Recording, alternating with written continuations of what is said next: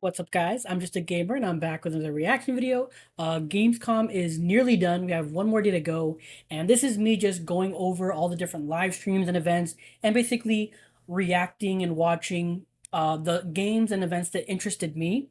Uh, Next up is Replaced, a game I have been waiting for so long since I first saw this game. I loved the art style. I loved the the setting, which is like very futuristic, noir, cyberpunkish. Like I loved all of it, and I can't wait to learn more. So I'm very excited to watch this interview. So enough of me talking. Let's get into it.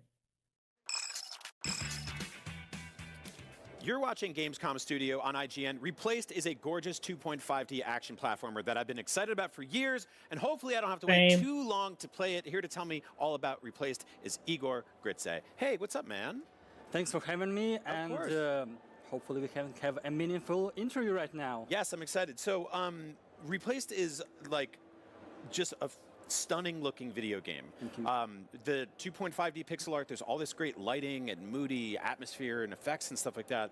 How did you all settle on this art style? Because it's honestly, it's one of the most sort of striking looking games I've ever seen. Well, initially when we started like our first like tries to do this, it was like 2018, I think, and we thought to ourselves, Just want to say that I pretty much agree with everything you said. Like the art style, the 2D aesthetic, like this crazy 8-bit aesthetic. It's just so again striking and cool to me. For whatever reason, I just love it.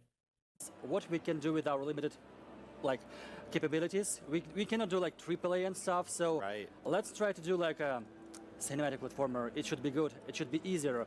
Spoiler alert, it was not. It was you don't see like many of those games like Inside, maybe a Little Nightmares and stuff like this, but those are far in between. And this is for a reason, because like even if the game is fully 3D, it's really difficult to like compose everything in a cinematic way. But we shot ourselves in the leg with doing like all the pixel art, because to like do proper camera work, to do justice, so that you don't break the illusion of like sprites being 2D.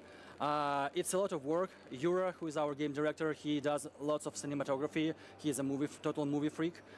So basically, he is like obnoxious regarding all of this stuff. He can spend hours like setting up the proper camera angle, like all the shadows, all the lighting. Yeah.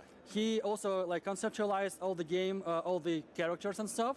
So he's like our art director, he's game director. So yeah, I would say that we did it on a Dark Souls mode here, because we've incorporated 2D, and it's even harder. So I mean, it's one of those games where it's like screenshots don't do it justice, right? Like screenshots are beautiful, but once you see I hate when I see it on YouTube, because I'm so absorbed. I'm so interested in this game that I'm like reading the dialogue and I'm like not listening to what they're saying. But they're literally talking about how it looks on YouTube is nothing compared to what it looks like in person. And that means like that's so incredible to me, because even just on YouTube, as crappy as it looks on YouTube, it still looks amazing to me. So I can't imagine how good it looks in person. YouTube compression, it hates pixel art, and usually it just like smashes everything. And whenever I look, like last year on IGN, we also had like a gameplay, how to say it, like showcase. Yeah. And basically, I looked at, man, half of the like art is like smeared because of YouTube compression. Right. And right. I'm like, whenever you see it live, it looks so much better. And yeah. I just love how sort of like detailed and lived in the world looks. I mean, like if you had just been like, oh, we're going to make sort of something that's evocative of like a 16-bit Super Nintendo platformer, right? Or an old Genesis game or something. Yeah. You could have just stopped with like a couple of, planes of scrolling, but you have dynamic camera work coming in. You've got all these details, all this, scratched up sort of used future effect. So I want to talk a little bit about the setting. This is taking place in like an alternate 1980s America, yeah. right? Basically, what in our world, everything revolves around biotransplantation and bioengineering. Everything went horribly wrong in America in the 40s, where basically instead of bombing Japan, America bombed itself. Oh wow! And this gave a huge push towards like transplantation and like healthcare and stuff. But like in all like cyberpunk stories, everything goes like Everything is great. to Everyone's crap having like yeah. really fast. So initially, like donorship was like very honorable and very like gave you great like rewards like money and stuff. But later down the line, it became more and more dystopian. And eventually, like there appeared a whole like category of people called disposals. Basically, corporation took their organs, removed it from them, and just disposed of them and throw them outside of the city. We have like main location, which is Phoenix City. It's surrounded by a wall. Inside of Phoenix City, like upper class citizens live, but whenever like corporation get to you, they take your organ and they dispose of you. So basically, you play as Reach, who is like an AI trapped in the body of his creator, and basically Reach is he is the root of the problem. He is an AI whose main goal is to find best donors and best recipients. So you kind of started like as a very questionable entity, but whole game is about AI realizing like what it's like to be a human. Right. So initially it's like, oh my God, I'm inside of a body, I'm mortal right now, so I want to get back to my digital self. But it's like quite a challenge because corporation doesn't give a damn who you are. They just wanted to like put it under the rug and dispose of you. So this is where all the story happens. And overall, it's we try to answer a question what it's like to be human. So that is awesome. Like that, I did not expect that much. Like that is some great, excellent world building there. Like you guys really got in with the details. Oh, yeah. yeah, we also like our narrative team also does a lot of job in like provide. Again, I'm so absorbed in learning about this game that I'm reading all the dialogue, and I'm not. I mean, I am listening, but at the same time, it's just like I'm so absorbed in reading the dialogue of what's going on. In all like the additional stuff that not all players will find, but if somebody like is willing to explore the game, they can like look for like lore items. They can like listen to all those flavor monologues of characters and to learn more about the world, because like to our world it's more than just the US. There are like other stuff happening in the world, but basically we are like this US centric, and being like we come from Eastern Europe, so our perception of America is more like from movies, from the VHS tapes from the 80s and 90s. So we At this point, those are the golden years, because, man, America is not what it used to be at the moment. had to do a lot of like research work to do it justice, and well, I hope we managed. And yeah, if players want to learn more, they can learn more. Of course, we don't push it down their throats. Yeah, but it's there if they want it. That, Yeah. yeah, that's again excellent world building. You mentioned some of the sort of vague details about some of the influences. I want to pull on that a little bit because, like, I think we grew up watching a lot of the same stuff, and Yeah. a lot of it is sort of dystopian sci-fi, action movies and stuff like that. What were some of the sort of like books and movies, video games, whatever that made it into the sort of like the influence pile? When it started, like in 2018. I think it was 1 year since cool. the release of Blade Runner 2049. Yeah. So it was an amazing movie. We are big fans of this as well as the original movie. Yeah. Also, there was like a much lesser known movie by, I think it's Australian company called Upgrade. It's about like also Upgrade. about an AI trapped inside a human body. Yeah, I've seen Upgrade. Yeah. Yeah, and also it's an inspiration for our combat system because of how our character moves in a sort of like unnatural way to a human, because he can pass human body's limits, and that's why basically he's like that. In terms of games, our holy bible I think is Inside from Playdead, because it's like a top-notch cinematic platformer. Even though their story is not so like spoken, it's more like a minimalistic. But it's like a textbook for how you should build it. But as well, like as we learned ourselves, it's very, very difficult and very expensive to make this kind of game. And of course, like visual style, there is an elephant in the room. This is like we were heavily inspired by The Last Night. Yeah. The Last they have Night, like a yep. gorgeous art style. It heavily inspired us, and we thought that this is a really great look. This is a really great take on this retro stuff.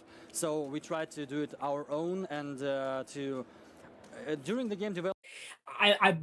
And it's funny he said that, because that, like, Last Night, the fact is that game got canceled and never came out, and that's why and I was really hyped on that game as well. So when that never came out and then this showed up, I was ecstatic. I was happy. I wonder whatever happened to that game because, like, again, I think something went wrong with the developer or something because the last night I'm pretty sure that got canceled or whatever. Did it come out? Because if it did, holy crap, where have I been? But I'm pretty sure that game never came out. Development, I think we've reimagined our art style several times. It's less noticeable for people from the outside, but basically there were a lot of problems that we had to resolve. But I think most likely for us it's those cinematic platformers, as well as like the legacy platformers like in a Flashback or Another World. Yeah, But yeah. unfortunately, those wouldn't work today because of their nature. And players today, they expect a bit of different style. A little bit quicker, yeah. Yeah, so we try to incorporate stuff like combat system, which was heavily inspired by Batman Arkham series. We try to incorporate it in 2D. Which is like I like that a lot. So I was going to ask you about the combat because I can see the sort of like the magnetism that the protagonist has towards the enemies and snapping from thing to thing. You've got this Blade Runner style pistol, right? Yeah. And it looks like it's got a meter that charges up. It's basically both a pistol and a police baton. So it has like a kinetic energy like generator inside. So whenever you beat the crap out of enemies, you also charge the gun.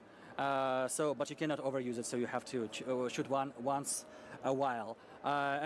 This was also one of the main plot devices for the story, like the gun, and the thing that actually Reach can possess this gun because it has a biosensor which is locked to, and only police officers and Phoenix Corporation can use it.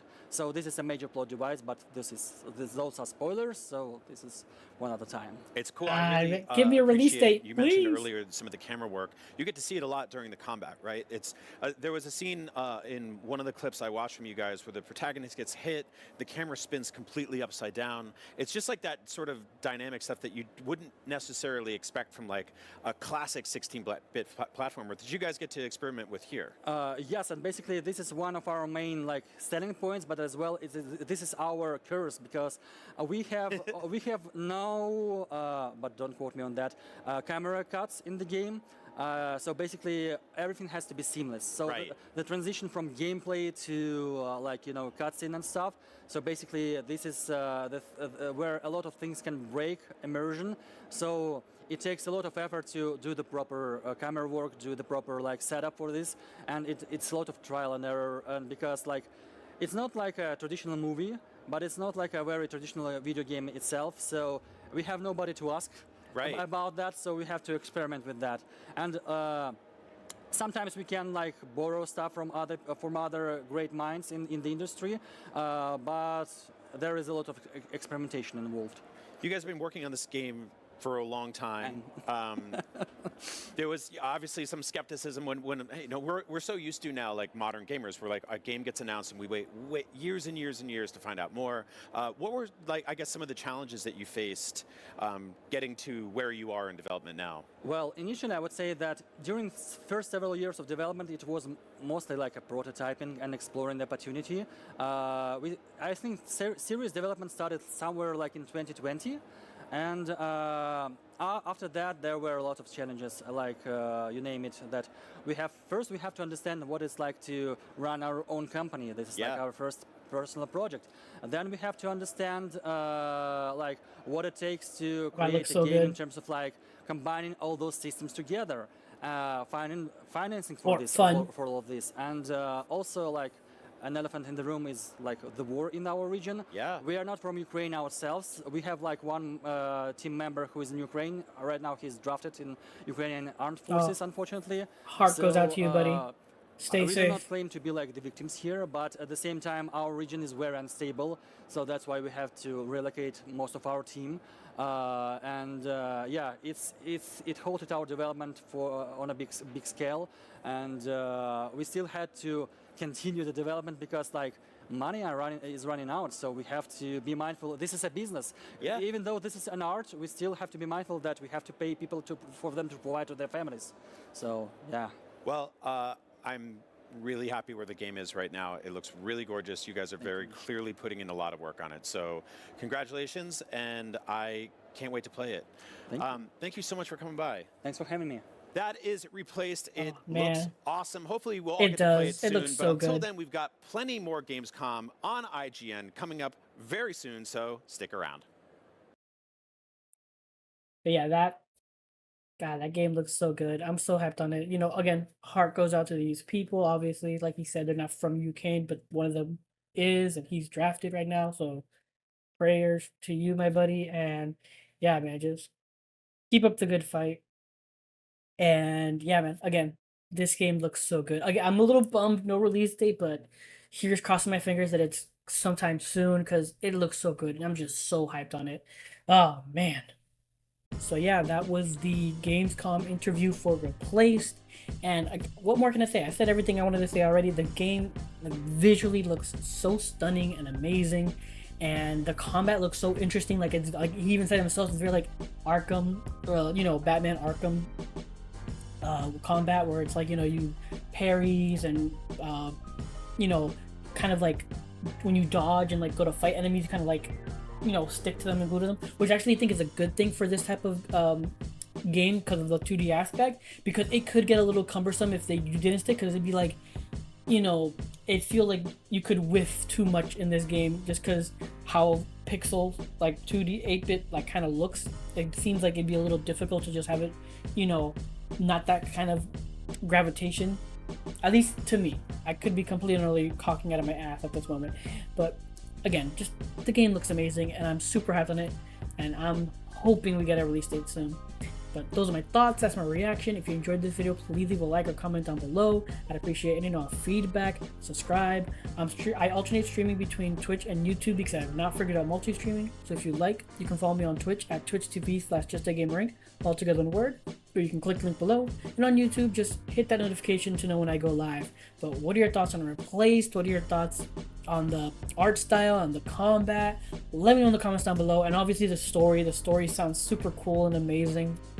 I'm super hyped on it and super interested in it. But let me know your guys' thoughts. But regardless, thank you for watching. And until next time, take care and have a good game.